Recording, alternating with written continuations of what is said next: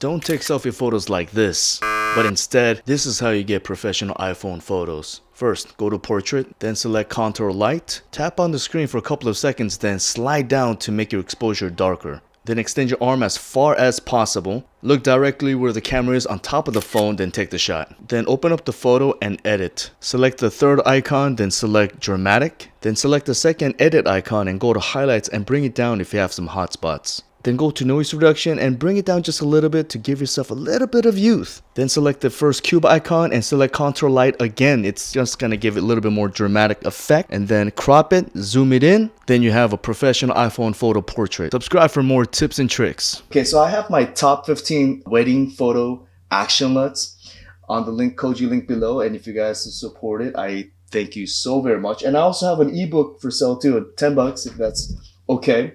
I do have the link below if you guys are interested in my little ebook on how to photograph weddings. I got photo samples and just all these things that you need to prep for, and it's a good guide to help you get ready for your first wedding or your second or third wedding. So if you do get it, thank you so much for supporting me and my family. And just real quick, guys, if you guys are interested in getting some free training videos on photography, video, drone, and all these things you can do with your camera so that way you can live the life of freedom, then go to my website, cameratofreedom.com, hook me up with your name and your email, and I will send you every once in a while some cool stuff. And if you do, welcome to Camera to Freedom, and I will see you next time.